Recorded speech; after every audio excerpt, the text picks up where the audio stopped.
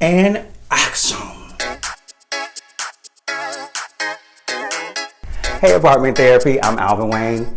Let's look around. I think the one rule is there are no rules. It doesn't have to match, but does it work? My style is a mix of mid-century modern, vintage, 70s inspired, and organic. I like to say organic because I love materials such as wood, marble, concrete, cowhides, and comfortable, with a sense of luxury. I love clean lines. Even through design school, I always gravitated towards mid-century modern, but I always felt that it was so cold. So I knew once I became a designer, I wanted to take that aesthetic but warm it up a little bit, and that's when the natural and the organic materials come into play. So if you notice in a lot of my designs and throughout my entire home, I have a lot of plant life because I feel like that softens it up and that leans to the organicness. Those plants cleanse the air that we live in, and you're mindful of your environment. Like this corner behind me will be a dead zone without this beautiful, luscious green bird of paradise behind me. And you actually have a living thing in your house besides yourself that does not pay bills.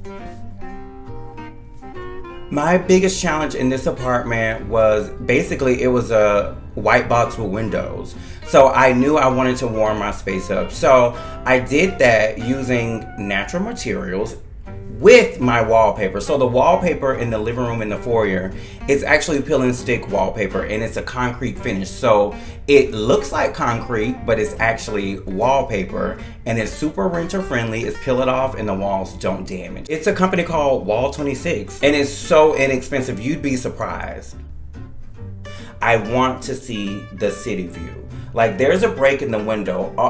None of the furniture goes above that break, even the desk. I measured to make sure that the desk was the exact height of the break.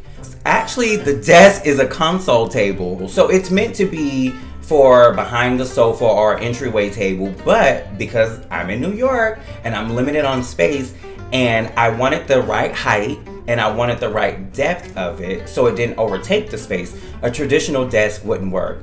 It's all about furniture that can perform double duty for you, or it works for your space. In the living room, my media consoles are actually dining room buffets. A buffet is taller in height than a traditional console, and then it's not long enough for me, so I actually have two of the same ones that I put together to create a longer space, so I have additional storage. So one side is all my media stuff, and the other side is all my barware for happy hours at home.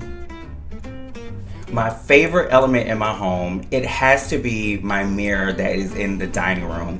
It's about 6 or 7 feet tall. It's an antique. I got it from an antique store in Atlanta, and it has literally been with me everywhere I've been. I will never part with it. If it breaks, I would literally die. I love it. Like, I would die. I love it. You have to surround yourself by things that you love, especially like now we're all confined to home. A lot of people are working from home. A lot of kids are going to school from home. So home is really everything right now. And you should look around and things should spark joy because, it's not like you can go to a restaurant and have a cocktail. When I look around my home, I am truly surrounded by all of the things that I love. If you can't stop thinking about it, get it. That is the number one rule. I wanted that sofa for about 2 years. It was on my wish list and I got it. And I was like, this is my sofa. I need it. So I was like, just get it. That's how I talk to myself. I'm like, just get it. If you love it, do it. There's a sculpture that I got, a sculptor in Italy. And I actually saw it on Instagram and I was like, gosh, I love this. And actually, one day later, I was like, you know what? Buy it. Just buy it. And I bought it. And I'm so happy I bought it. And now it sits in my kitchen. And I'm still obsessed. So, yeah. I think in life, we should all allow ourselves to have something that brings us joy.